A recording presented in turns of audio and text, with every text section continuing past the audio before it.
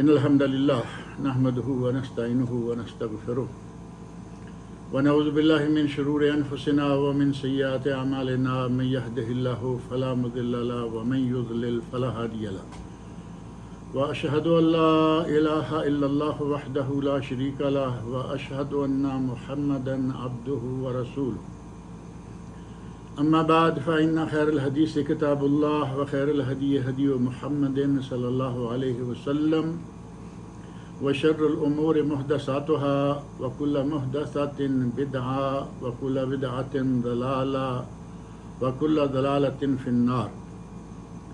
رب اشرح لي صدري ويسر لي أمري واحلل عقدة من لساني يفقهوا قولي رب اعوذ بک من همزات الشیاطین واعوذ بک رب ان یحضرون اعوذ باللہ السمیع العلیم من الشیطان الرجیم لن ینال اللہ لحومها ولا دماؤها ولكن يناله التقوى منكم وقال اللہ تبارک وتعالی قل ان صلاتي ونسكي ومحیاي ومماتي للہ رب العالمین۔ ہر قسم کی حمد و ثنا اور تعریف و توصیف خالق کائنات مالک ارض و سما کے لیے ہے، جس نے ہمیں ان گنت نعمتوں سے نواز رکھا ہے، اور اس کی ان ان گنت نعمتوں میں سے ہی ایک عظیم نعمت یہ ہے کہ اس نے ہمیں مسلمان بنایا ہے اور حضرت محمد رسول اللہ صلی اللہ علیہ وسلم کا امتی بنایا ہے۔ آج کل جن ایام سے ہم گزر رہے ہیں یہ بڑے ہی مبارک اور بڑے ہی مقدس دن ہیں، اور ان دنوں میں قدم قدم پر حضرت ابراہیم خلیل علیہ السلام کی یادیں بکھری ہوئی ہیں۔ آپ دیکھیں کہ ان دنوں میں نہیں بلکہ ان مہینوں میں دنیا بھر میں جو لوگ حج کی تیاری کر رہے تھے، کہاں جانا ہے؟ بیت اللہ۔ اور بیت اللہ کے معمار کون ہے؟ معمار کعبہ حضرت ابراہیم خلیل علیہ السلام اور ان کے بیٹے حضرت اسماعیل۔ اور پھر جب وہ مکہ مکرمہ پہنچ جائیں تو یہاں پہنچنے کے بعد طواف کریں تو طواف کرنے والوں کو طواف شروع کرتے ہی سامنے مقام ابراہیم واتخذوا من مقام ابراہیم مصلی وہ موجود ہے۔ طواف مکمل کریں، سعی کی طرف روانہ ہوں تو وہاں حضرت ابراہیم خلیل علیہ السلام کی اہلیہ حضرت حاجرہ علیہ السلام کی یاد کہ سعی انہوں نے کی، اور کس طرح سعی مشروع ہوئی وہ بات کتب حدیث میں موجود ہے، تفصیل کے ساتھ موجود ہے۔ اور نبی اکرم صلی اللہ علیہ وسلم نے حضرت حاجرہ کی اس سنت کو اس طرح بیان فرمایا لا یقطع الابطح الا شدن، کہ یہ وادی جہاں آج گرین کلر کی لائٹیں لگی ہوئی ہیں صفا مروہ کے درمیان، یہ وادی تو بھاگ کر ہی پار کرنی ہے، کیونکہ یہاں سے حضرت حاجرہ بھاگ کر گزری تھی۔ اور پھر اس کے بعد منا ہے، قربانیاں ہیں، جمرات ہیں، یہ سارے کے سارے حضرت ابراہیم خلیل علیہ السلام کی یاد تازہ کرتے ہیں۔ انہوں نے اس حد تک خلوص اور محبت کے ساتھ اللہ رب العزت کے امتحانات کو اس خلوص اور محبت سے پاس کیا، ان آزمائشوں میں اس انداز سے کامیاب ہوئے کہ اللہ رب العزت نے ان کے ان امتحانات کو، ان کامیابیوں کو قیامت تک کے لیے مسلمانوں کے لیے ایک فریضہ قرار دے دیا۔ آپ ان دنوں میں حضرت ابراہیم خلیل علیہ السلام کی ان یادوں سے ہوتے ہوئے حج تک پہنچتے ہیں، اور یہ دن جن دنوں میں ہم گزر رہے ہیں ان دنوں کی اہمیت اور ان کی فضیلت یہی کیا کم ہے کہ نبی اکرم صلی اللہ علیہ وسلم ارشاد فرماتے ہیں ما من ایام العمل الصالح فیہا او فیہن، کوئی دن ایسے نہیں ہیں کہ جن میں کیا گیا کوئی عمل احب الی اللہ من ہذہ الایام العشر، جو ان دنوں میں کیے گئے عمل سے زیادہ اللہ کو پیارا ہو۔ ایک صحابی نے فوراً کہہ دیا ولل جہاد فی سبیل اللہ، اللہ کے رسول کیا جہاد بھی نہیں؟ تو آپ نے فرمایا ولل جہاد فی سبیل اللہ इल्ला रजुलन खरजा बिनफ्सिही व माले फलम यरजा मिन ज़ालिका बिशै। एक आदमी जान और माल दोनों अपनी हथेली पे रख कर निकला और दोनों में से वापस कुछ भी नहीं लेके आया। यानी शहीद जिसने जान भी दी और माल भी कुर्बान किया, उसका अमल इन दिनों में किए गए अमल से ज़्यादा है, वरना कोई भी अमल इन दिनों में किए गए अमल से ज़्यादा नहीं है। यही वजह है कि शेखुल इस्लाम इब्न तैमिया रहमहुल्लाह, उनके शागिर्द अल्लामा इब्न क़य्यिम रहमहुल्लाह, उन्होंने लिखा है कि ज़ुल्हज के ये 10 दिन साल के तमाम दिनों से अफजल हैं और माह रमज़ान की आखिरी 10 रातें साल भर की रातों से अफजल हैं, क्योंकि उनमें लैलतुल क़द्र है। और इनमें किए गए अमल को नबी अकरम सल्लल्लाहु अलैहि वसल्लम फरमाया कि साल भर के तमाम दिनों से अफजल तरीन अमल वो है जो इन दिनों में किया जाए सिवाय शहीद फी सबिलिल्लाह के। तो गोया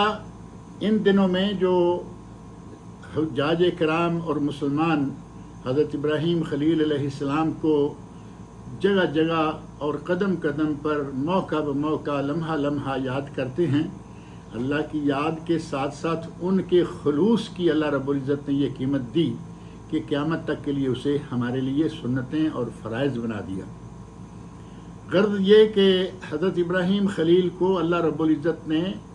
अपना बेटा ज़िबा करने के लिए हुक्म दिया, और वो भी ख्वाब में। जब इस्माइल अलैहिस्सलाम बहुत आजमाइशें उनसे क़ता नज़र सिर्फ उनके अपने बेटे को ज़िबा करने की जब अल्लाह रब्बुल इज़्ज़त ने आजमाइश डाली, फलम्मा बलग मअहु साय क़ाला या बुनय्या, जब हज़रत इस्माइल अलैहिस्सलाम अपने वालिद इब्राहीम अलैहिस्सलाम के साथ चलने फिरने के भागने दौड़ने के लायक हो गए, तो इब्राहीम अलैहिस्सलाम कहते हैं, ऐ मेरे बेटे, इन्नी अरा फिल मनाम अन्नी अज़बहुका फंजुर माज़ा तरा, बेटा मैं देख रहा हूँ कि मैं तुम्हें ज़िबा कर रहा हूँ। और ये एक हुक्म की शक्ल में नहीं दिया बल्कि मशवरे की शक्ल में दिया, फंजुर माज़ा तरा, देखो कि तुम इस सिलसिले में अब क्या कहते हो। तो वो इंतहाई खिदमत गुजार ताबे फरमान बेटा, लायक फ़ायक बेटा, उन्होंने एक लम्हा भी इंतज़ार नहीं किया। काला या अबत फ़अल मा तुमर सताजिदुनी इंशाअल्लाह मिनस साबिरीन, अब्बा जान आप जो आपको हुक्म मिला है वो कर गुजरिए, सताजिदुनी इंशाअल्लाह मिनस साबिरीन, आप मुझे सब्र करने वालों में से पाएंगे। ये सूरत साफ़ात में अल्लाह रब्बुल इज़्ज़त ने ये वाक़या बड़े बेहतरीन अंदाज से बयान फरमाया है। इब्राहीम अलैहिस्सलाम अपने बेटे को ज़िबा करने के लिए तैयार हो गए, छुरी ले ली, तैयारी मुकम्मल हो गई, तो अल्लाह रब्बुल इज़्ज़त ने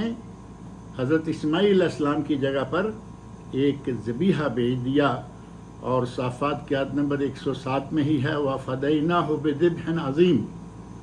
हमने इस्माइल अलैहिस्सलाम के फ़िदिया के तौर पर एक अजीम ज़बीहा भेज दिया। और हज़रत इब्राहीम अलैहिस्सलाम को अल्लाह रब्बुल इज़्ज़त ने इरशाद फरमाया, या इब्राहीम क़द सद्दक़्त रोया, आपने उस ख्वाब को सच्चा कर दिखाया है। आप देखें कि हज़रत इब्राहीम खलील अलैहिस्सलाम से अल्लाह रब्बुल इज़्ज़त ने बेटे की कुर्बानी मांगी, बेटे की कुर्बानी के लिए तैयार हो गए। और हमारे नबी सल्लल्लाहु अलैहि वसल्लम 10 तारीख को 10 ज़ुल्हज से लेकर आगे के दिनों में कुर्बानियाँ करते, कुर्बानियाँ करने का हुक्म देते, और आपने कुर्बानी का हुक्म भी दिया और ख़ुद अमल करके दिखाया। नबी अकरम सल्लल्लाहु अलैहि वसल्लम हमेशा कुर्बानी किया करते थे। अब ये कुर्बानी हमसे, ये जो कुर्बानी ली जाती है,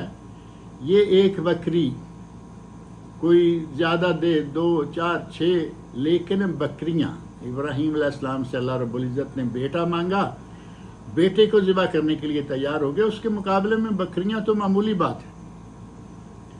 लेकिन ये भी हमारे लिए बहुत बड़ी आजमाइश है। आज लोग हीला बहाना बना के, जी हम मकरूज़ हैं इसलिए कुर्बानी नहीं कर रहे। कर्जा क्या है? मकान बनाया था उसके लिए कर्जा लिया है, गाड़ी ली थी उसके लिए कर्जा लिया है, फलां काम के लिए कर्जा लिया है। वो थोड़ा थोड़ा करके कई सालों में अदा करना है और इसी को बहाना बनाकर قربانی نہیں دے رہے. کہاں ابراہیم علیہ السلام کا بیٹے کو ذبح کرنا اور کہاں ہمارا یہ بہانے بنانا. اگر اس چیز کو سمجھا جائے کہ آپ نے جو فلیٹ پلاٹ گھر مکان لیا تھا اس وقت قرضہ اٹھایا تو وہ 1 لاکھ مثلاً آپ نے قرض لیا اور 1 پلاٹ لیا, سال 2 سال 3 سال پتہ نہیں کتنے عرصے کی اس کی قسطیں ہیں, قسطوں کے مکمل ہونے سے پہلے وہ کئی گنا قیمت میں بڑھ چکا ہوگا. یہ کیا قرضہ ہوا؟ قرضہ تو وہ ہے کہ جس کے اگینسٹ آپ کے پاس کوئی چیز بھی نہ ہو اور اس قرضے کو اتارنے کی آپ کے پاس کوئی سبیل بھی نہ ہو. یہ تو ہوا قرضہ. اور ہم نے قرضے کے لیے کہاں ابراہیم علیہ السلام اور کہاں آج ہماری یہ حالت. اللہ رب العزت اپنے بندوں کو آزمانا چاہتا ہے. قرآن کریم کی آیت میں نے جو سورۃ الحج کی آیت نمبر 37 پڑھی ہے, لن ینال اللہ لحومھا, اللہ کو تمہاری ان قربانیوں کا گوشت نہیں پہنچے گا, ولا دماؤھا, اور نہ ہی ان کا خون پہنچے گا. قربانی کا فلسفہ انہی الفاظ میں اللہ رب العزت نے بیان فرما دیا, ولاکن ینالہ التقوی منکم, اللہ کو تمہارے دلوں کا تقوی پہنچے گا کہ تم اللہ کی رضا کے لیے اس کے نبی کی سنت سمجھتے ہوئے قربانی کرتے ہو یا پھنسے ہوئے ادھر ادھر سے دیکھا دیکھی رو رعایت اور ریاکاری کے لیے کرتے ہو. اللہ تعالیٰ دلوں کو دیکھنا چاہتا ہے. وَلَكِنْ يَنَالُهُ التَّقْوَى مِنْكُمْ. اگر آدمی صحیح معنوں میں اللہ کی رضا کے لیے قربانی کرے تو یہ ہے اصل تقوی کی حکمت, اس کی قربانی کی حکمت اور قربانی کا فلسفہ. اور جہاں تک تعلق ہے ان دنوں میں جو ہمارے لیے 10 دن ہیں دیگر اعمال قربانی کے علاوہ, تو نبی اکرم صلی اللہ علیہ وسلم نے ہر عمل کو ہی دوسرے دنوں سے اعلیٰ اور افضل قرار دیا. اور بالخصوص ایک حدیث میں آپ ارشاد فرماتے ہیں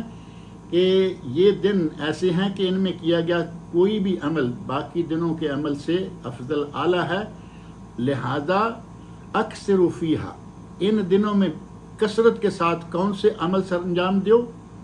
تکبیر, اللہ اکبر, اور تحلیل لا الہ الا اللہ, اور تحمید الحمدللہ. یہ 3 کلمے نبی اکرم صلی اللہ علیہ وسلم کی اپنی حدیث میں موجود ہیں کہ یہ زیادہ کریں اور انہی دنوں میں بکثرت نوافل پڑھیں, قرآن کریم کی بکثرت تلاوت کریں. انہی دنوں میں آپ امر بالمعروف نہی عن المنکر, صدقہ, خیرات اور صلہ رحمی اور فرض نمازیں ان کی جماعت کے ساتھ. یہ دن ذوالحج کے جو ہیں یہ بہت ہی فضیلت والے دن ہیں, اور خاص طور پر جا کے جب 10 ذوالحج ہمارے لیے عید قربان اور یوم نحر, یہ خاص طور پر انتہائی فضیلت والا دن ہے. ان سارے دنوں کو ہی اللہ رب العزت نے بہت مقام بیان کر دیا, والفجر ولیال عشر والشفع والوتر, قسم ہے فجر کی. امام ابن کثیر رحمۃ اللہ علیہ نے کئی اقوال بیان کر کے فرمایا کہ اس سلسلہ میں جو سب سے صحیح ترین قول ہے وہ یہ ہے کہ یہ یوم نحر کی فجر ہے, یعنی عید والا دن جو ہے یوم نحر 10 ذوالحج. اور آگے والشفع والوتر, اور عید شفع جوڑی جو ہے یہ بھی 10 تاریخ, اور وتر 9 تاریخ یوم عرفہ. یوم عرفہ جس کے 1 دن کے روزے کو دیکھیں, اللہ رب العزت نے حجاج کرام کو بہت اجر و ثواب سے نوازا اور فرمایا کہ جو آدمی, نبی اکرم صلی اللہ علیہ وسلم کا ارشاد ہے صحیح حدیث میں, اگر کوئی آدمی من حجا ولم یرفس فلم یرفس ولم یفسق, اگر کوئی آدمی حج کرے, حج کے دوران کوئی فحش حرکت نہ کرے اور نہ ہی کسی گناہ کا ارتکاب کرے, رجع من ذنوبہ کیوم ولدتہ امہ, تو وہ گناہوں سے یوں پاک ہو کر پڑتا ہے کہ جیسے آج اس کی ماں نے اسے جنم دیا. یہ تو ہو گیا حجاج کے لیے. اور جو لوگ میدان حج میں نہیں ہوں گے وہ 1 روزہ رکھ لیں. ویسے تو یہ 9 روزے ہیں شروع سے لے کے 9 ذوالحج تک غیر حاجیوں کے لیے, اور شروع سے لے کے 8 ذوالحج تک حاجیوں کے لیے, کیونکہ حج کے موقع پر یوم عرفہ میں نبی اکرم صلی اللہ علیہ وسلم نے روزہ نہیں رکھا ہوا تھا، نہ یہ سنت ہے۔ 9 رکھیں، 9 نہیں تو کم از کم جو 9 تاریخ ہے یوم عرفہ اس کا روزہ ضرور رکھیں، کیونکہ نبی صلی اللہ علیہ وسلم ارشاد فرماتے ہیں احتسب علی اللہ ان یکفر السنہ، مجھے اللہ سے امید ہے کہ 1 سال کے گناہوں کا کفارہ یہ ہو جائے گا۔ ان یکفر السنتین، احتسب علی اللہ ان یکفر السنتین، یہ 2 سالوں کے کفارہ ہو جائے گا، 1 سال گزرا ہوا اور 1 سال آنے والا، اور یوم عاشورہ کا 1 سال۔ اگر کوئی یوم عاشورہ کا روزہ رکھتا ہے تو اس کا 1 سال کے گناہ معاف ہو جائیں گے۔ اللہ رب العزت نے غیر حاجی کو بھی یہ کتنا مقام دیا کہ یہ اگر روزہ 1 رکھ لیں تو ان کا 2 سالوں کا کفارہ۔ یہاں ایک چھوٹی سی بات ذکر کر دیں موقع کی مناسبت سے ہی کہ ہمارے پاک و ہند میں بڑا خلجان پایا جاتا ہے، بڑی تشویش پائی جاتی ہے، لوگ بڑے کنفیوژن میں مبتلا ہیں کہ 8 کا رکھیں 9 کا رکھیں، کیونکہ جس دن لوگ حج کے میدان میں ہوں گے، عرفات میں ہوں گے، اس دن پاکستان انڈیا میں 8 تاریخ ہوگی۔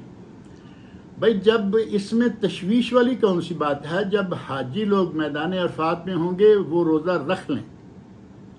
اور جس دن 9 تاریخ ہوئی آپ کے ملکوں میں اس دن کا رکھ لیں، 9 نہ صحیح 2 صحیح، اگر 2 روزے رکھ لیں تو کیا اس میں مسئلہ ہے؟ سارا خلجان، ساری تشویش، سارا کنفیوژن ختم ہو جائے گا۔ صرف یہ کہ 8 ذوالحج اور 9 ذوالحج کا 2 دنوں کا روزہ رکھ لیں تو اس میں انشاءاللہ کوئی پریشانی والی بات نہیں ہے۔ غرض یہ کہ اللہ رب العزت نے ہمارے لیے بھی ایک موقع رکھا ہوا ہے، اور 10 تاریخ کی قسم کھائی گئی والشفع والوتر، شفع، اور 10 تاریخ کی فجر کی بطور خاص، اور یوم عرفہ کی 10 تاریخ کو ہی یوم الحج الاکبر کہا جاتا ہے۔ یوم الحج الاکبر صحیح بخاری میں تعلیقاً اور ابو داود میں موصولاً یہ حدیث موجود ہے، اور صحیح مسلم میں بھی موجود ہے کہ حضرت ابو ہریرہ رضی اللہ عنہ کی حدیث کے وجہ سے اسے حج اکبر کہا جاتا ہے، کیونکہ عمرہ کو لوگ حج اصغر کہتے ہیں اور حج اس کے مقابلہ میں حج اکبر ہے، یعنی ہر حج ہی حج اکبر ہے۔ تو ہمارے یہاں جو ہے نا کہ اگر یوم عرفہ جمعہ کو آ جائے تو وہ حج اکبر ہے، وہ تصور بالکل شریعت سے ثابت نہیں ہے۔ حدیث بخاری، مسلم، ابو داؤد وغیرہ میں یہ موجود ہے کہ 10 تاریخ جو ہے یوم النحر وہ یوم حج اکبر ہے، اور یوم حج اکبر کو حج اکبر کیوں کہا جا رہا ہے کہ اس دن 4 بڑے بڑے کام کیے جاتے ہیں۔ اس دن جمرہ کبریٰ کو یا جمرہ عقبہ کو بڑے شیطان کو حاجی لوگ کنکریاں مارتے ہیں۔ اس دن قربانیاں ہوتی ہیں منی میں بھی اور پوری دنیا میں بھی۔ اس دن حجاج کرام حلق اور تقصیر کرتے ہیں۔ اس دن حجاج کرام طواف اور سعی، طواف افاضہ، طواف زیارت یا طواف حج وہ کرتے ہیں، اور باہر کی دنیا کے لوگ اس دن قربانیاں کرتے ہیں۔ ان 4 کاموں کی وجہ سے بالخصوص اور دیگر امور کی وجہ سے اسے یوم الحج الاکبر کہا گیا۔ اور جہاں تک قربانی کی فضیلت کا معاملہ ہے جو ہمیں حکم دیا گیا، اور نبی اکرم صلی اللہ علیہ وسلم ہمیشہ قربانی کرتے رہے۔ نبی اکرم صلی اللہ علیہ وسلم کے بارے میں ایک حدیث ہے، سنن ترمذی، نسائی، ابن ماجہ، اسی طرح ابن خزیمہ، ابن حبان وغیرہ میں، کہ صحابی کہتے ہیں کننا مع رسول اللہ صلی اللہ علیہ وسلم فی سفر، ہم نبی صلی اللہ علیہ وسلم کے ساتھ ایک سفر میں تھے، فحضر الاضحیٰ، عید الاضحیٰ جو ہے وہ سفر میں ہی آ گئی، فاشترکنا فی البقرہ 7، ہم ایک گائے میں 7 لوگ شریک ہو گئے، وفی البعیر 10، اور اونٹ میں 10 لوگ شریک ہو گئے۔ یہ حضرت ابن عباس رضی اللہ عنہ کی روایت ہے، اور اس میں اونٹ میں 10 لوگ، اور دوسری حدیث موجود ہے کہ اونٹ میں بھی 7 اور گائے میں بھی 7۔ اہل علم نے ان دونوں حدیثوں کے درمیان تطبیق یہ دی ہے کہ اگر حج کی ہدی ہو، حاجی کی ہدی، تو اس میں 7 اونٹ میں بھی اور 7 گائے میں، اور اگر گھروں کی قربانی ہو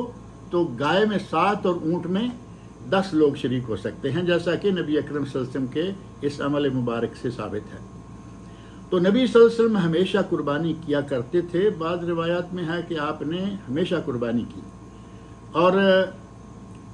حضرت ابراہیم علیہ السلام کی قربانی کو سامنے رکھتے ہوئے اگر ہم دیکھیں تو پھر پتہ چلنا چاہیے کہ قربانی جو ہے ہم سے تو بڑی معمولی چیز مانگی گئی ہے.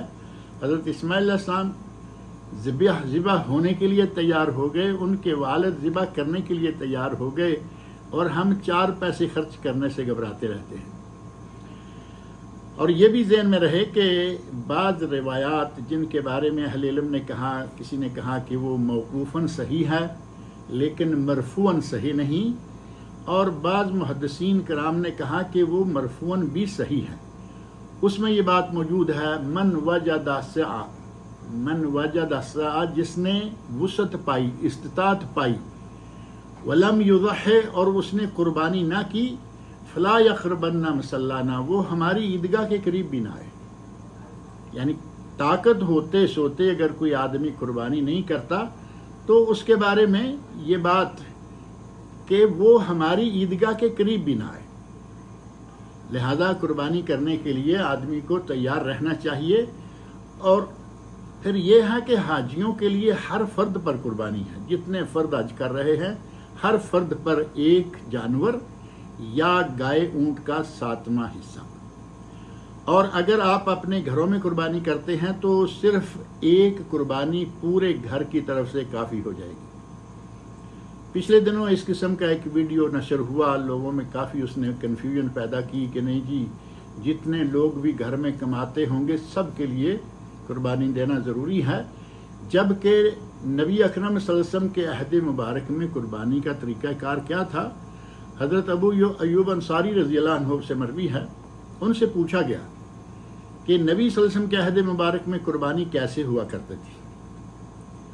کیف کانت الاضاحی فی عہد رسول اللہ صلی اللہ علیہ وسلم، نبی صلی اللہ علیہ وسلم کے عہد مبارک میں قربانی کیسے ہوتی تھی. تو حضرت ابو ایوب رضی اللہ عنہ نے فرمایا، کان الرجل فی عہد النبی صلی اللہ علیہ وسلم یضحی بالشاہ، نبی صلی اللہ علیہ وسلم کے عہد مبارک میں ایک آدمی ایک جانور، ایک بکری ذبح کرتا، عنہ و عن اہل بیتہ،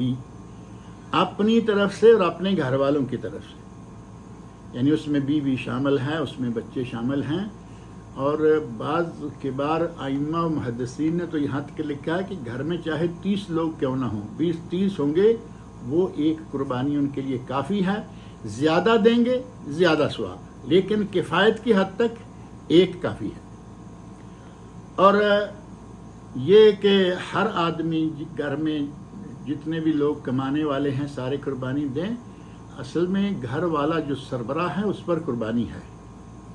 بیٹے 2-3 ہیں، وہ دونوں تینوں کماتے ہیں، وہ بال بچے والے بھی ہیں لیکن اپنے ماں باپ کے ساتھ ہی رہتے ہیں. ایک ہی گھر ہے، ایک ہی چولہا ہے، ایک ہی اکاؤنٹ ہے، ان سب کا پیسہ جو ہے وہ شیخ صاحب کے پاس ہی جمع رہتا ہے جو گھر کے بڑے ہیں، بزرگ ہیں. تو اس گھر کے لیے ایک قربانی کافی. اور اگر والد بھی کما رہا ہے، 2-3 بیٹے بھی کما رہے ہیں، وہ 3-4 قربانیاں دیں، بہت اچھی بات ہے، اجر و ثواب بڑھتا جائے گا. اور اگر توفیق صرف اتنی ہے کہ وہ ایک دیں تو ان کے پورے گھر کی طرف سے ایک قربانی کافی ہے. اب رہی بات کہ قربانیاں جو ہیں یہ کب تک دی جا سکتی ہیں. ہمارے یہاں پاک و ہند میں یہ بھی ایک مسئلہ بنا ہوا ہے کہ قربانی جو ہے وہ 3 دن ہے یا 4 دن ہے، بلکہ بعض لوگوں نے تو یہ بھی کہا کہ قربانی صرف 1 دن ہے، یوم النحر. جبکہ ایک والی تو خیر بات کیا کہیں اس کو، اللہ رب العزت نے ایام معلومات دونوں جمع کے سیگے کہ قربانیاں کرنے کے دن جو ہیں وہ معلوم ہیں. اب ایام بھی جمع، معلومات بھی جمع، تو ایک دن میں قربانی کو گول کر دینے والا مسئلہ جو ہے وہ تو خیر ناقابل التفات ہے. یہ کہیں کہ 3 دن ہیں یا 4 دن ہیں، اس اختلاف کے بارے میں بات ہو سکتی ہے. اس سلسلہ میں بعض لوگوں کا کہنا ہے کہ 3 دن، ایک دن یوم النحر کا 10 تاریخ اور ایک 11 اور ایک 12، 2 دن ایام تشریق میں سے. جبکہ دیگر اہل علم کا کہنا ہے کہ قربانی 3 دن نہیں بلکہ قربانی 4 دن ہے، ایک یوم نحر اور 3 ایام تشریق۔ ایام تشریق جو ہیں وہ 11، 12، 13 3 دن ہوتے ہیں۔ اور مسند امام احمد، صحیح ابن حبان، سنن دارقطنی اور بیہقی اور مسند بزار میں حدیث ہے، صحیح حدیث موجود ہے جس میں یہ الفاظ ہیں کل ایام تشریق ذبح، سارے کے سارے ایام تشریق ذبح کے دن ہیں۔ اب جب یہ حدیث کل ایام تشریق ذبح موجود ہے تو پھر اس ایام تشریق اور ساتھ ہی یوم نحر کو شامل کریں تو یہ 3 دن ہوئے یا 4 دن ہوئے؟ ہمارے یہاں گنتی بھی بڑی فرسٹ کلاس کرتے ہیں، کہیں گے جی ہاں 10 ٹھیک ہے، 10 اور 3 13، 10 اور 3 13 3 دن، یہ گنتی کر کے لوگ خوش ہو گئے جی 3 دن ہی بنتے ہیں، جبکہ 10 سے 13 3 دن نہیں بلکہ 4 دن ہوتے ہیں۔ لہذا 4 دنوں میں جس کو توفیق ہو، سیدھی سی بات ہے کہ پہلے دن جو ثواب ہوگا قربانی کا وہ دوسرے دن نہیں ہوگا۔ اللہ رب العزت نے نبی اکرم صلی اللہ علیہ وسلم کے ذریعے ہمیں یہ وسعت دی، آسانی دی، رعایت دی، آج نہیں کل صحیح، پرسوں صحیح، ترسوں صحیح، آپ نے 4 دن میں جب اللہ توفیق دے دے یا جب کوئی عذر زائل ہو جائے آپ نے قربانی دینی ہے۔ اور حضرت علی رضی اللہ عنہ کی ایک روایت یا ان کا ایک اثر بھی ہے، اس میں ہے ایام نحر یوم الاضحیٰ و 3 ایام بعدہ، یعنی جو قربانیاں کرنے کے دن ہیں وہ ایک یوم نحر ہے یا یوم الاضحیٰ اور 3 دن بعد میں۔ یہ اثر نہ بھی ہوتا تو نبی اکرم صلی اللہ علیہ وسلم کی حدیث موجود ہے۔ اور رہا مسئلہ یہ کہ جو لوگ قربانی کرنا چاہتے ہیں انہیں چاہیے کہ وہ اپنے ناخن، بال اور بشرا، ان تینوں چیزوں میں سے کوئی چیز چاند نکلنے کے بعد نہ کاٹے۔ اگر کسی کا آدمی کا ارادہ ہے کہ وہ قربانی دینا چاہتا ہے تو اپنے پورے جسم کے کوئی بھی بال اور ناخن، ہاتھ کے، پاؤں کے اور بشرا، یعنی کہیں کوئی چمڑا، بعض دفعہ ان جگہوں پہ کچھ چمڑا پھوٹ آتا ہے، رہنے دیں، خود سے ٹوٹے گرے کوئی بات نہیں، آپ اس کو توڑیے نہیں۔ اور کبھی کبھی ان جگہوں پر انگوٹھے کے دائیں بائیں یا انگلی کے دائیں بائیں چمڑا سوکھ جاتا ہے تو اسے بھی لوگ ایسے کھیڑ دیتے ہیں۔ نبی صلی اللہ علیہ وسلم کی حدیث میں یہ بات بھی منع قرار دی گئی کہ نہ بال، نہ ناخن اور نہ کوئی چمڑا، اور خصوصاً جو معروف ہے بال اور ناخن۔ نبی اکرم صلی اللہ علیہ وسلم ارشاد فرماتے ہیں، صحیح مسلم اور سنن اربع میں حدیث ہے، اس کے علاوہ مسند امام احمد، دارقطنی اور بیہقی میں بھی ہے، اذا رأیتم ہلال ذی الحجہ، جب تم ذوالحج کے مہینے کا ہلال دیکھ لو، یعنی ذوالحج کا چاند چڑھ جائے، وَأَرَادَ أَحَدُكُمْ أَن يُضَحِّيَ، اور تم میں سے کوئی قربانی کرنا چاہتا ہو، فَلْيُمْسِكْ عَنْ شَعْرِهِ وَأَظْفَارِهِ، تو وہ اپنے بالوں سے اور اپنے ناخنوں سے رک جائے، یعنی ذوالحج کی پہلی تاریخ سے پہلے وہ اپنے ناخن بال کاٹ لے تاکہ اسے بعد میں اس کاٹنے کی نوبت نہ آئے۔ اور صحیح مسلم اور ابو داؤد میں ایک حدیث ہے جس میں ہے فلا یاخذن من شعرہ واظفارہ شیئا حتی یضحی، وہ آدمی اپنے جس نے قربانی کا ارادہ کر رکھا ہے وہ اپنے ناخن اور بال دونوں اس وقت تک نہ کاٹے جب تک کہ وہ اپنی قربانی ذبح نہ کر لے یا اس کی قربانی ذبح نہ ہو جائے۔ اب ایک تو وہ ہے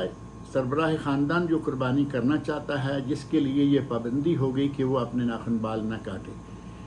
یہاں ایک بات ذکر کر دیں تاکہ کچھ لوگ ایسے ہیں کہ جو سمجھتے ہیں کہ جی ہمیں تو 8-10 دن تک شیب روکنا مشکل ہے، داڑھی رکھنا سنت ہے، سنت انبیاء ہے، لیکن وہ نہ داڑھی رکھتے ہیں نہ مونچھیں رکھتے ہیں اور روزانہ شیو کرتے ہیں۔ عید کا موقع آ گیا، نبی صلی اللہ علیہ وسلم کی حدیث شریف سامنے آ گئی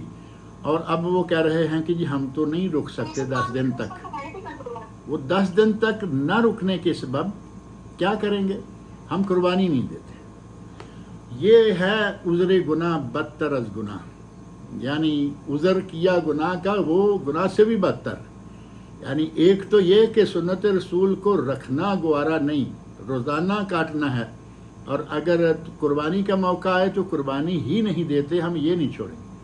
بھائی یہ نہیں چھوڑ سکتے، نہ چھوڑو، لیکن قربانی دو، کیونکہ وہ عمل جو ہے وہ اپنی جگہ ہے، وہ قربانی انشاءاللہ قبول ہو جائے گی۔ اللہ کی رضا کی خاطر اگر کرتے ہیں تو قربانی قبول ہو جائے گی۔ یہ جو آپ کا عمل ہے داڑھی کا اور دیگر بالوں کا، نہیں رک سکتے ان سے، تو وہ ایک الگ بات ہے۔ اور یہیں یہ بات بھی ذکر کر دیں کہ بعض اہل علم نے کہا کہ گھر والے بھی کوشش کریں، بچے ہیں اور بیوی ہے، اگر وہ بھی اپنے بال ناخن روک سکتے ہیں تو روک لیں، اجر و ثواب میں شریک ہو جائیں۔ اگرچہ ان کے لیے پابندی کا کہا گیا کہ ان کے لیے پابندی نہیں، لیکن ثواب حاصل کرنا ہو تو قربانی ان کی طرف سے بھی تو ہو رہی ہے نا۔ جیسے میں ذکر کر چکا ہوں کہ قربانی گھر والے سارے لوگوں کی طرف سے ہوتی ہے، لہذا وہ بھی اس میں قبول کر لیں اس پابندی کو، تاکہ وہ اجر و ثواب پا سکیں۔ اور اگر کسی کے پاس قربانی کی توفیق نہ ہو، قربانی کرنے کے لیے پیسے نہیں ہیں اور قربانی وہ کرنا چاہتا تھا، اب صورتحال ایسی ہو گئی کہ وہ پیسے نہیں ہیں، تو ایسا واقعہ ایک روایت میں آتا ہے۔ اس روایت کو اگرچہ بعض اہل علم نے ضعیف قرار دیا ہے۔ ایک صحابی نے نبی اکرم صلی اللہ علیہ وسلم کی خدمت میں عرض کیا، یا رسول اللہ میرے پاس ایک بکری ہے اور اس بکری کا ہم دودھ پیتے ہیں، یعنی اس بکری کا دودھ جو ہے گھر میں کام دے رہا ہے، تو کیا میں اس بکری کو قربانی کر دوں؟ آپ نے فرمایا نہیں، اس بکری کو قربانی نہ کرو، بلکہ تم جب لوگ اپنی قربانیاں ذبح کر چکے ہیں اور لوگ اپنے ناخن بال کاٹنے لگیں گے تو تم بھی اپنے ناخن بال مونچھے اور انڈر شیو سارا تم بھی کاٹ لو، فذالک تمام اضحیتک عند اللہ، تو یہ تمہاری اللہ کے یہاں پوری قربانی ہوگی، پورا قربانی کا ثواب اللہ تمہیں دے گا۔ اسے امام حاکم نے صحیح قرار دیا، علامہ ذہبی نے بھی ان کی موافقت کی، لیکن بعض دیگر اہل علم نے کہا کہ نہیں، یہ روایت جو ہے یہ ضعیف ہے۔ اور قربانی کے سلسلہ میں ہی ایک ہمارے یہاں پاک و ہند میں مشہور ہے، کہتے ہیں کہ عورت کی یہ چیز مکروہ، عورت کی وہ چیز مکروہ، اور کرتے کرتے مکروہ میں یہ بھی داخل کر دیا کہ عورت کا ذبیحہ بھی مکروہ ہے، یعنی عورت ذبح نہیں کر سکتی، جبکہ عورت کا ذبیحہ جائز ہے۔ اور نبی اکرم صلی اللہ علیہ وسلم کے صحابہ کرام میں سے حضرت ابو موسیٰ اشعری رضی اللہ عنہ بڑے مشہور و معروف صحابی ہیں، صحیح بخاری میں تعلیقاً اور مستدرک امام حاکم میں یہ حدیث موجود ہے، جسے علامہ ابن حجر رحمۃ اللہ علیہ نے اور دیگر اہل علم نے صحیح قرار دیا ہے کہ حضرت ابو موسیٰ اشعری رضی اللہ عنہ اپنی بیٹیوں کو حکم دیا کرتے تھے کہ تم قربانی اپنے جانور اپنے ہاتھ سے ذبح کیا کرو۔ صحابی کا عمل ہے، کیا وہ نبی اکرم صلی اللہ علیہ وسلم کے زمانے میں یا بعد ہی صحیح، کیا وہ اپنی بیٹیوں کو غلط حکم دیں گے؟ اور یہی نہیں بلکہ سنن ابن ماجہ اور سنن کبریٰ بیہقی اور صحیح بخاری شریف میں ایک حدیث ہے کہ ایک عورت بکریاں چرا رہی تھی اور اسے کوئی بھیڑیا چیر پھاڑ گیا، بکری ابھی زندہ تھی، اس عورت نے کوئی تیز دھار پتھر لیا اور اس پتھر کے دھار سے اس بکری کو ذبح کر لیا۔ بات نبی اکرم صلی اللہ علیہ وسلم تک پہنچی تو نبی اکرم صلی اللہ علیہ وسلم نے آپ نے اس سلسلہ میں بالکل فلم یرا بہی باسن، آپ نے کوئی ایسا اس میں مذائقہ نہیں دیکھا، بلکہ بعض روایت سے پتہ چلتا ہے کہ آپ نے اس کا گوشت کھانے کا کہا کہ یہ جانور جو ہوا ہے یہ حلال ہے، اس کا گوشت کھائیں، چاہے یہ عورت نے پتھر سے ہی کیوں نہیں ذبح کیا۔ پتھر سے ذبح کرنا اس کی مجبوری تھی، ورنہ تو نبی صلی اللہ علیہ وسلم نے چھری سے ذبح کیا، اور حضرت عائشہ رضی اللہ عنہا کو باقاعدہ حکم فرمایا اشحذیہا، چھری کو خوب تیز کر دو۔ قربانی کو ذبح کرنے کے لیے نبی صلی اللہ علیہ وسلم نے جو آداب بتائے ہیں، اگر ان پہ تھوڑی سی بھی توجہ دی جائے تو یہ جو بدبخت لوگ کہتے ہیں نا کہ نبی صلی اللہ علیہ وسلم نعوذ باللہ ٹیررسٹ تھے، دہشت گرد تھے،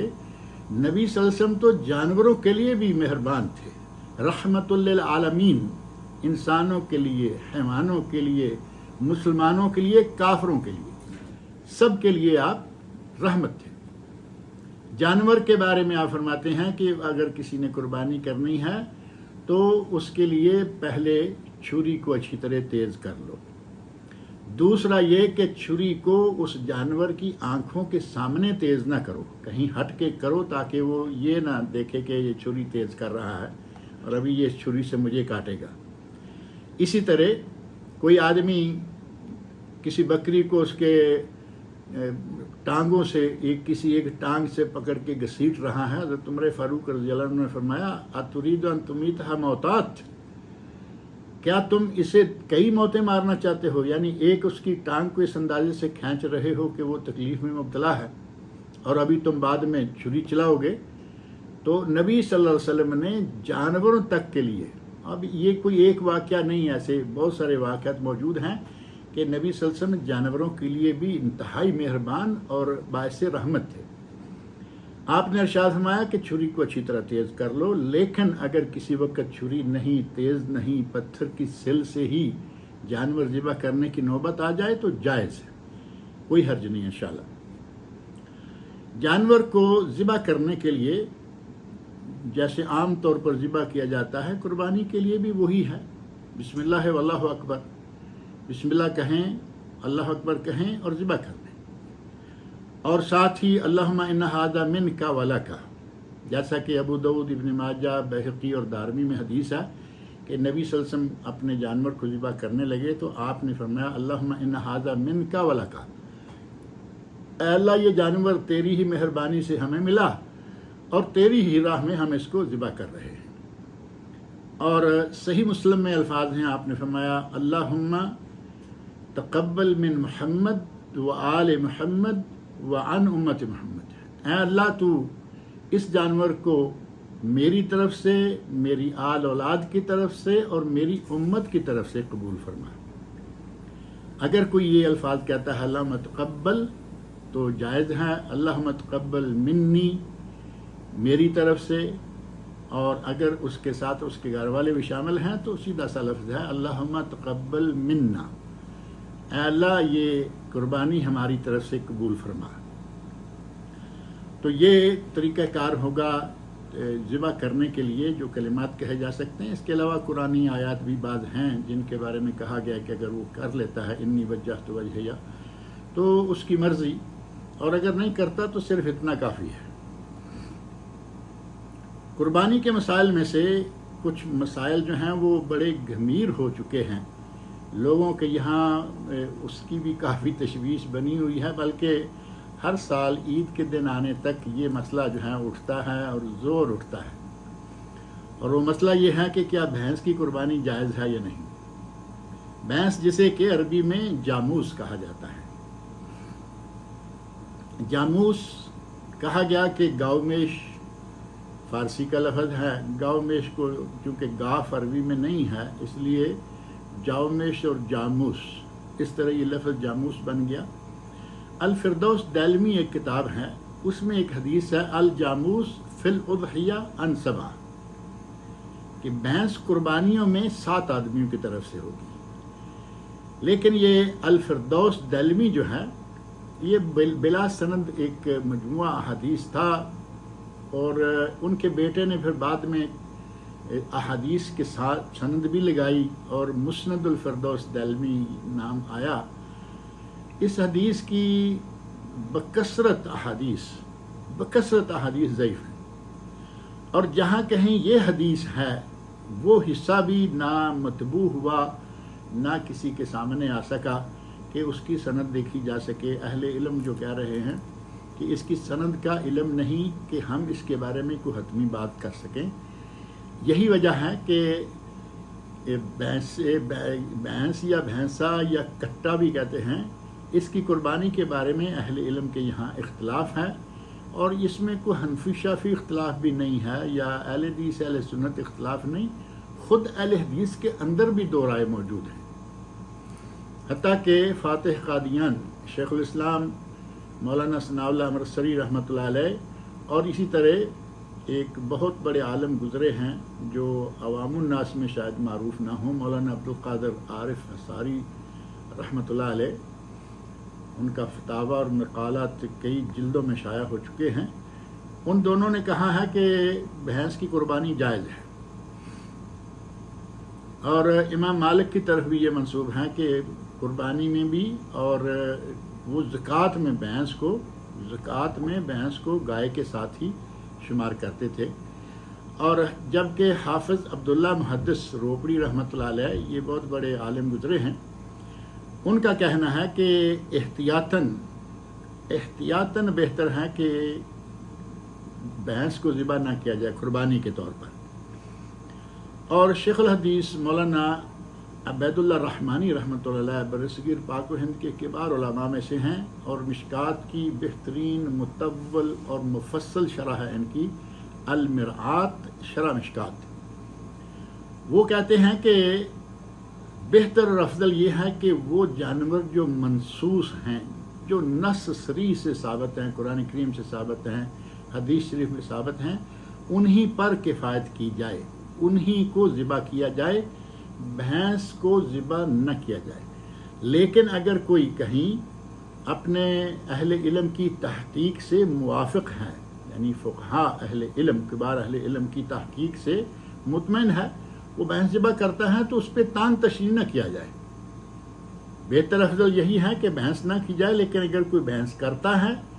تو تان تشنیع نہ کیا جائے. بعض نے کہا کہ اگر کسی کو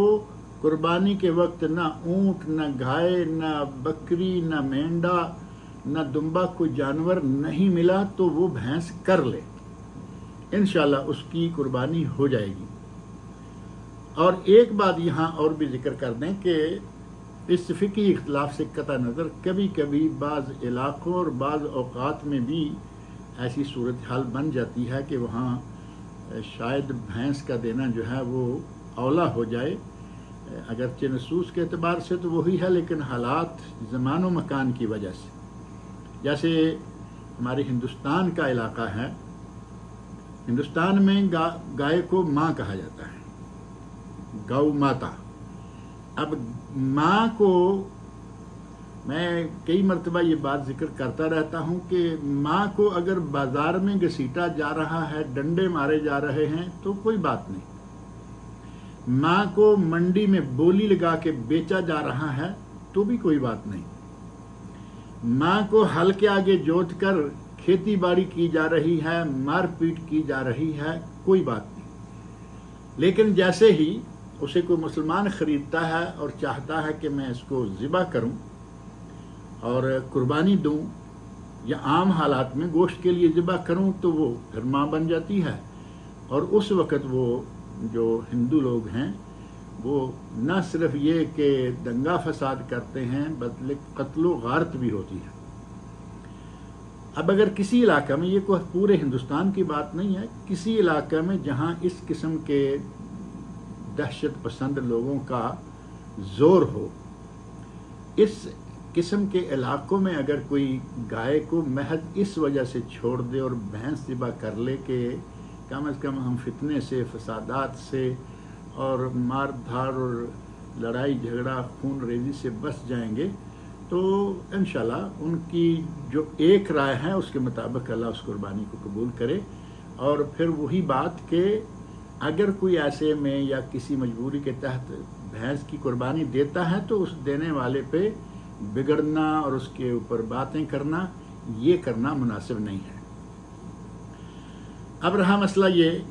کہ فوت شدگان کی طرف سے قربانی، یہ بھی کافی مشہور انہی مسائل میں، جیسے بھینس کا مسئلہ ان دنوں چلتا ہے اسی طرح فوت شدگان کی طرف سے قربانی کا مسئلہ بھی چلتا ہے. اس میں بھی اہل علم کی دو رائے ہیں.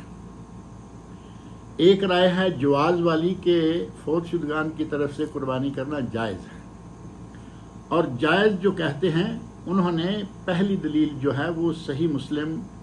ابو داؤد، ترمذی، مسند امام احمد، سنن کبری بیہقی اور دارقطنی وغیرہ میں جو حدیث ہے، اس حدیث کو اپنی دلیل بنایا جس میں نبی صلی اللہ علیہ وسلم فرما رہے ہیں اللہم تقبل من محمد و آل محمد و من امت محمد. اے اللہ اس جانور کو میری طرف سے، میرے عیال کی طرف سے اور میری امت کی طرف سے قبول فرما. اب اس میں ظاہر ہے کہ آپ کی امت میں فوت شدگان بھی ہیں، زندہ بھی تو ہیں لیکن فوت شدگان بھی ہیں، اور حدیث بھی صحیح مسلم میں ہے۔ اس روح سے وہ کہتے ہیں کہ قربانی جائز ہے فوت شدگان کی طرف سے، اور دوسرے لوگ اسی حدیث کو سامنے رکھتے ہوئے کہتے ہیں کہ اگر یہ بات نبی اکرم صلی اللہ علیہ وسلم کے خصائص میں سے نہ ہوتی، مطلقاً ہوتی، تو شاید یہ بات صحیح ہوتی کہ فوت شدگان کی طرف سے قربانی جائز ہے، لیکن اس حدیث کو یا اس میں دی گئی قربانی کو اور ان الفاظ کو حافظ ابن حجر عسقلانی رحمہ اللہ وغیرہ نے کہا کہ یہ خصائص مصطفیٰ میں سے ہے، یعنی یہ نبی اکرم صلی اللہ علیہ وسلم کے خصائص میں سے ہے، یہ عام نہیں، اور خصائص میں سے ہیں اس کی بھی کوئی دلیل ہو ہماری نظر سے، ایسی کوئی دلیل ہماری نظر میں نہیں ہے۔ بہرحال دوسرا اثر حضرت علی رضی اللہ عنہ ہے، اس اثر کو ضعیف قرار دیا گیا۔ بعض اہل علم نے کہا کہ وہ ضعیف ہے، کسی نے اس پہ کوئی حکم لگایا، اور اس میں حضرت علی رضی اللہ عنہ فرماتے ہیں کہ ان رسول اللہ صلی اللہ علیہ وسلم اوصانی ان اضحی عنہ، نبی صلی اللہ علیہ وسلم نے مجھے وصیت کی تھی کہ میں آپ کی طرف سے قربانی کیا کروں، فانا اضحی عنہ، میں آپ کی طرف سے قربانی کیا کرتا ہوں۔ اس حدیث کی سند تو صحیح نہیں ہے، اگر صحیح ہوتی تو پھر یہ بھی ایک بہترین دلیل ہو جاتی کہ نبی صلی اللہ علیہ وسلم کے بعد یہ دوسرے لوگ بھی قربانی کر سکتے ہیں کسی دوسرے کی طرف سے نبی صلی اللہ علیہ وسلم کے علاوہ۔ لیکن اس اختلاف سے نکلنے کے لیے بعض اہل علم نے ایک مشورہ دیا ہے۔ ان کا کہنا ہے کہ بہتر یہ ہے کہ آپ اپنی قربانی جو گھر والوں کی طرف سے دے رہے ہیں، اس قربانی میں جو فوت شدہ والدین ہے یا کوئی عزیز جس کو آپ شامل کرنا چاہتے ہیں، اس قربانی میں شامل کر لیں، تو کوئی بات نہیں، جائز ہو گیا۔ اور دوسرا یہ کہ اگر آپ نے اس کی طرف سے مستقل قربانی کرنی ہے تو پھر ہمارے یہاں بھی ایک مسئلہ ہے کہ قربانی ایک دیں گے لیکن وہ اپنے مرحوم کی طرف سے دے دیں گے، اپنی طرف سے نہیں دیں گے۔ یہ تو بہت غلط ہے، کیونکہ مرحوم کی طرف سے قربانی دینا اگر ثواب ہے تو صرف آپ کا احسان ہے مرحوم پر، یہ سنت ہوگی، نفل ہوگا، اور گھر والوں کی طرف سے قربانی کرنے کو واجب تک کہا گیا، اگرچہ اکثریت علماء کی جمہور کے نزدیک یہ سنت ہے، کچھ نے سنت مؤکدہ کہا، بعض اہل علم نے مستحب کہا، کیونکہ بعض صحابہ جان بوجھ کر قربانی چھوڑ دیتے تھے صرف اس لیے کہ لوگ کہیں ایسا نہ کہیں کہ یہ واجب یا فرض ہے۔ بہرحال سنت مؤکدہ یا واجب، اگر واجب یا سنت مؤکدہ سمجھیں، سنت مؤکدہ ہی سمجھ لیں جس میں جمہور اہل علم شامل ہے۔ سنت مؤکدہ کو چھوڑ کر آپ نفل پڑھیں گے، یہ تو ایسے ہی ہوگا نا کہ آپ مسجد میں گئے اور فرض چھوڑ آئے اور سنت مؤکدہ اور نفل وغیرہ پڑھ کے باہر نکل آئے۔ اگر آپ نے قربانی کرنی ہے فوت شدہ کی طرف سے تو اس کو الگ سے لے لیجئے جانور، ایک اپنی اور اپنے گھر والوں کی طرف سے جو آپ کے لیے واجب ہے یا سنت مؤکدہ ہے یا سنت ہے، اور دوسری قربانی وہ ہوگی جو کہ آپ نے اپنے فوت شدہ کی طرف سے دینی ہے، جو کہ آپ کی طرف سے احسان اور ایک نفلی عبادت ہوگی۔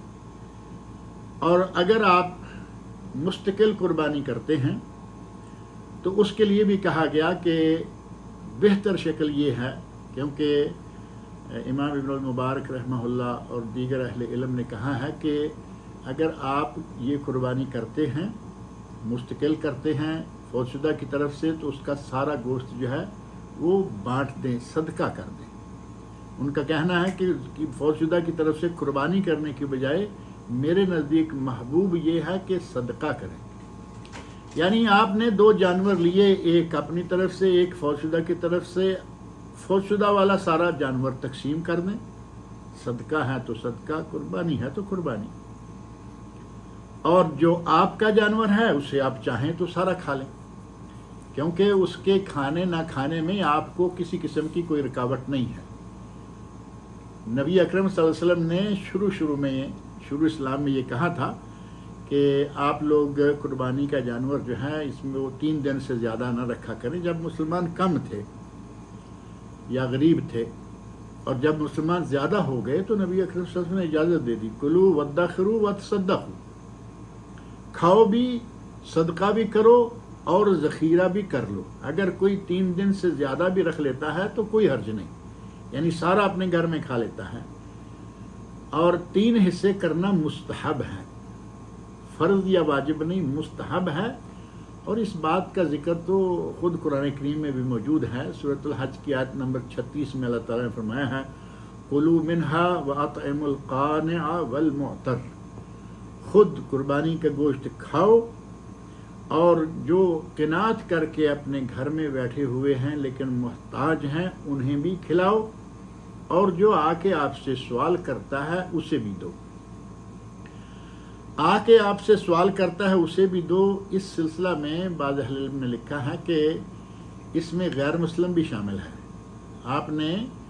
جن مسلمانوں کو دیکھا کہ وہ مانگنے نہیں آئیں گے ان کے گھر پہنچا دیں، آپ کو معلوم ہے کہ ان کو ضرورت ہے، اور اگر کوئی مانگنے آ گیا فقیر مسکین مسلمان اسے دو، کہیں ساتھ میں کوئی کافر بھی آ گیا، غیر مسلم بھی آ گیا تو اسے بھی دو، کیونکہ معتر میں مطلقاً ایک ایسا شخص شامل ہے جو کہ آپ کے دروازے پر آ جائے، طلب کرے۔ لہذا غیر مسلم کے لیے قربانی کا گوشت دینا جو ہے وہ جائز ہے، اس میں کوئی حرج نہیں ہے۔ اس لیے کہا جاتا ہے کہ آپ نے اگر 2 قربانیاں کی ہیں تو ایک پورا کھا لیجئے اور ایک پورے کا پورا جو ہے وہ بانٹ دیجئے۔ اگرچہ جو صحیح ترین شکل ہے وہ یہی ہے کہ آپ اپنی قربانی، دونوں قربانیاں، مثلا آپ 2 جانور ذبح کیجئے اور ان دونوں میں اپنے گھر والے اور ساتھ ہی جو مرحوم ہے اس کو بھی شامل کیجئے،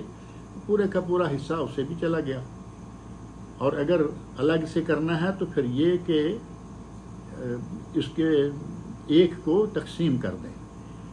ایک پورا تقسیم کر دیں جو کہ فوت شدہ کی طرف سے ہے، اور ایک جو ہے وہ پورا کھا لیں، کوئی حرج والی بات نہیں انشاءاللہ۔ اب یہاں ایک بات اور ذکر کر دیں کہ نبی اکرم صلی اللہ علیہ وسلم نے جو قربانیاں کی ہیں ان کے اوصاف کیا تھے۔ آپ نے کبشین 2 جانور لیے، املحین جو بڑے خوبصورت تھے، املحین یعنی ملیح خوبصورت تھے، اقرنین وہ سینگوں والے تھے۔ بعض اہل علم نے کہا کہ افضل ترین قربانی سینگوں والا مینڈا ہے، اور بعض نے کہا کہ جو جتنا مہنگا جانور آئے گا یا جتنا بڑا جانور ہوگا، جتنا پیسہ زیادہ خرچ ہوگا اتنا ہی وہ زیادہ ثواب والا ہوگا۔ اور اسی جانور کی تعریف بیان کرتے ہوئے حدیث میں آیا، یطع فی ثواب، وہ چلتا ہے سیاہ میں، یطع فی سواد یعنی چلتے ہوئے جو اس کے پاؤں زمین پر لگ رہے ہیں وہ سیاہ رنگ کے ہیں۔ وَيَبْرُكُ فِي سواد، اور وہ بیٹھتا ہے